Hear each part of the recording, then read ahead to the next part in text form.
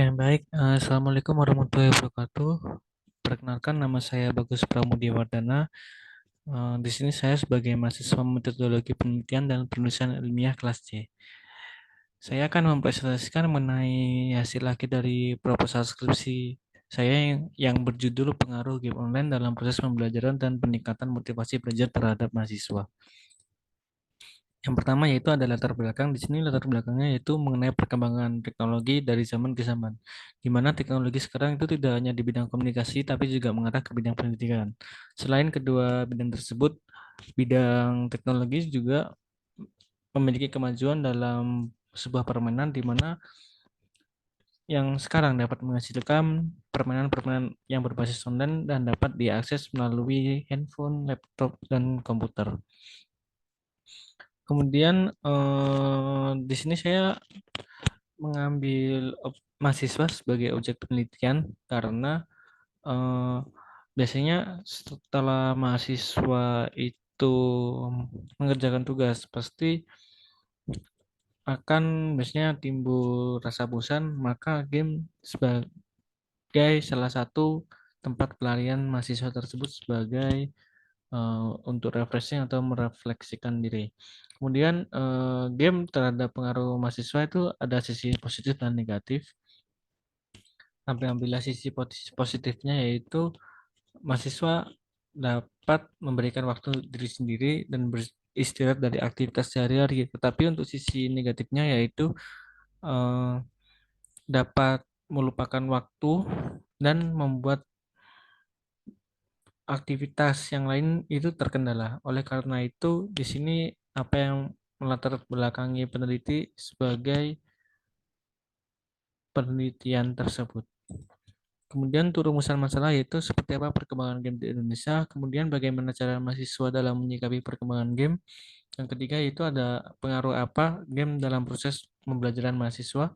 Kemudian apakah game dapat meningkatkan motivasi siswa untuk belajar. Dan yang kelima itu apa dampak positif dan negatif game dalam pembelajaran. Kemudian mengetahui perkembangan game yang ada di Indonesia, mengetahui cara mahasiswa menyikapi perkembangan game, dan mengetahui pengaruh game dalam proses pembelajaran, mengetahui apakah game dapat meningkatkan motivasi untuk belajar, mengetahui dampak positif dan negatif game dalam pembelajaran. Ini masuk dalam tujuan penelitian. Kemudian untuk manfaat penelitiannya yaitu yang pertama penulis berharap penelitian dapat digunakan untuk mengetahui dampak dari game yang berlebihan. Kemudian penulis berharap dapat menambah wawasan dalam mengikuti perkembangan game setelah pendidikan pada era globalisasi dan generasi pada saat ini. Kemudian penulis berharap penelitian dapat membantu masyarakat, terutama mahasiswa, agar dapat membagi porsi perkuliahan dan waktu mandiri yang digunakan untuk bersantai dan dapat membagi waktu untuk kedua hal tersebut.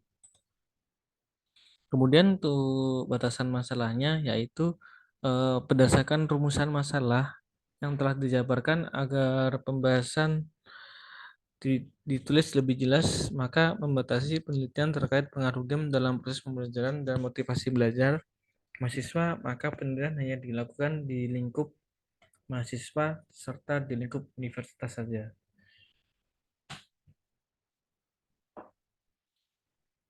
Selanjutnya itu untuk sistematika pembahasan. Di sini ada tiga sistematika. Yang pertama yaitu bab 1 pendahuluan, bab 2 landasan kepustakaan, dan bab 3 mengenai metodologi. Yang kemudian masuk ke dalam bab 2 yaitu landasan kepustakaan. Di sini dijabarkan mengenai definisi-definisi untuk memperkuat sebagai objek penelitian. Yang pertama yaitu ada pembelajaran dari 2.1 yaitu pembelajaran. Pembelajaran merupakan proses yang melibatkan interaksi antara individu dengan lingkungannya yang menghasilkan perubahan tingkah laku yang bermanfaat bagi individu tersebut. Biasanya di sini interaksi antar individu itu antara mahasiswa dengan dosen, siswa dengan guru. Kemudian pembelajaran terjadi karena adanya pertukaran informasi, penyesuaian, dan pengintegrasian pengetahuan baru dengan pengetahuan yang sudah ada. Di sini untuk pertukaran informasi bisa dilakukan di mana saja dan untuk contoh umumnya yaitu bisa dilakukan saat proses pembelajaran sedang berlangsung di dalam kelas. Kemudian undang-undang yang terkait dengan pembelajaran yaitu ada UU Nomor 20 Tahun 2003 tentang Sistem Pendidikan Nasional. UU ini mengatur tentang tujuan prinsip, sistem, dan jenis-jenis pendidikan di Indonesia, serta menetapkan bahwa pendidikan merupakan hak setiap warga negara Indonesia. Atau bisa dibilang setiap warga negara Indonesia memiliki kewajiban untuk memiliki pendidikan. Kemudian motivasi belajar untuk pembahasan selanjutnya yaitu mengenai definisi motivasi belajar. Motivasi belajar adalah sebuah keinginan atau hasrat seseorang untuk belajar sesuatu. Motivasi belajar dapat mempengaruhi oleh berbagai faktor seperti minat, tujuan, harapan, dorongan, dan lain-lain. Kemudian motivasi belajar merupakan salah satu faktor penting dalam proses pembelajaran karena dengan motivasi yang kuat seseorang akan lebih terdorong untuk belajar dan berusaha mencapai tujuannya. Motivasi belajar juga dapat mempengaruhi tingkat keberhasilan seseorang dalam belajar karena dengan motivasi yang kuat, seseorang akan lebih termotivasi untuk mengejar tujuannya dan lebih berusaha untuk mencapai hasil yang diinginkan. Di sini motivasi belajar juga sangat berpengaruh bagi mahasiswa untuk belajar karena tanpa adanya motivasi belajar juga mahasiswa pasti saat melaksanakan pembelajaran akan merasa bosan dan tidak memiliki minat untuk mendengarkan atau menangkap informasi yang diberikan oleh dosen. Kemudian yang selanjutnya itu 2.3 mengenai perkembangan game di Indonesia, jenis game dan genre game. Di sini industri game pertama kali ada itu tahun 1970.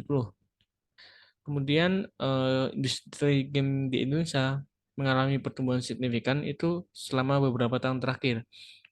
Berdasarkan data yang tersedia, jumlah pengguna game online di Indonesia mencapai lebih dari 100 juta orang pada tahun 2020 dan diperkirakan akan terus bertambah di masa mendatang. Perkembangan game online di Indonesia dipengaruhi beberapa faktor, termasuk tersedianya koneksi internet yang lebih baik dan penurunan harga seperangkat mobile, serta popularitas game mobile yang telah meningkat. Selain itu, di Indonesia juga kebanyakan game sekarang menggunakan mobile sehingga dapat mencakup masyarakat yang lebih luas. Kemudian selain itu terdapat banyak game online yang telah diadaptasi dari game konsol atau PC ke platform mobile, sehingga memudahkan para pemain untuk memainkan di mana saja dan kapan saja. Berdasarkan platform, game dibedakan menjadi 5 jenis. Yang pertama adalah PC game atau komputer game, kemudian konsol game, VR games, AR games, dan mobile games. Selain itu, selain dibedakan menjadi berdasarkan platformnya, game juga memiliki genre seperti film atau komik, novel. Nah, game genre dari game itu antara lainnya itu ada multiplayer online battle arena atau dapat disebut MOBA. Kemudian ada role playing game atau RPG. Kemudian ada massively multiplayer online role playing game atau MMORPG dan action adventure. Kemudian ada beberapa genre lagi yang tidak saya dapat sebutkan satu persatu. Kemudian untuk pengaruh game terhadap motivasi belajar dan proses belajar, yaitu game memiliki dampak positif dan negatif terhadap motivasi belajar.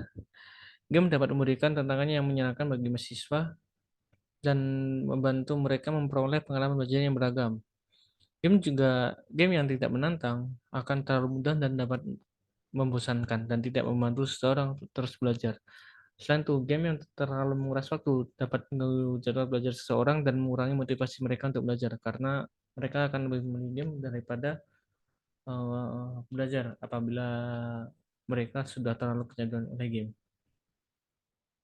Namun secara umum, game dapat membantu memperkuat motivasi belajar dan membuat proses pembelajaran lebih menyenangkan. Namun, game juga dapat mengalihkan perhatian siswa dari materi yang sedang dipelajari dan membuat mereka kurang fokus pada pembelajaran. Juga, game yang tidak tepat dapat menjadi sumber distraksi yang tidak produktif bagi siswa. Oleh karena itu, penting untuk memilih game yang tepat dan memastikan bahwa game tersebut diintegrasikan dengan benar ke dalam proses pembelajaran. Kemudian untuk bab ketiga yaitu mengenai metodologi. Di sini untuk yang pertama itu mengenai jenis penelitian yang saya lakukan di sini yaitu menggunakan penelitian kualitatif, di mana menurut Lincoln dan Guba pada tahun 1985 menyatakan bahwa penelitian kualitatif adalah suatu pendekatan penelitian yang bertujuan untuk memahami fenomena secara holistik dengan menggunakan metode pengumpulan data yang fleksibel dan terbuka. Penelitian kualitatif adalah suatu pendekatan penelitian yang bertujuan untuk mengumpulkan, menganalisis, dan menginterpretasikan data yang bersifat naratif, verbal, dan simbolik. Penelitian kualitatif memfokuskan pada pemahaman secara mendalam tentang suatu fenomena, terutama dari perspektif subjek yang merasakannya. Kemudian untuk lokasi dan objek penelitian di sini, karena saya tadi yang menggunakan mahasiswa, maka lokasi penelitian berada di Universitas Brawijaya, Kecamatan Waru, Kabupaten Malang, Jawa Timur dengan kode pos 65145. Univ Brawijaya ini saya pilih karena peneliti sekarang sedang menempuh pendidikan di Universitas Brawijaya. Kemudian untuk objek penelitiannya yaitu mahasiswa dari Universitas Brawijaya, di mana memiliki kriteria ditambahkan seorang mahasiswa, gamer, suka bermain game, memiliki jam terbang dalam bermain game, gamer pemula ataupun gamer veteran. Kemudian untuk fakultas, itu tidak membatasi fakultas manapun dan program studi manapun. Kemudian untuk sumber data yang peneliti gunakan yaitu ada dua, yaitu data primer dan data sekunder, di mana data primer akan didapatkan melalui sampel yang telah peneliti kumpulkan melalui dengan objek mahasiswa di Universitas Brawijaya. Kemudian data sekunder yaitu data yang digunakan untuk sebagai penunjang dari data primer, sebagai pendukung dari data primer. Kemudian untuk teknik pengumpulan data yaitu ada tiga, yaitu mengenai pedoman wawancara, pengisian kuesioner, dan studi dokumentasi. Selain menggunakan metode pengumpulan data yang telah disebutkan, peneliti juga menggunakan metode proposisi sampling sebagai teknik pengambilan data, di mana proposisi sampling ini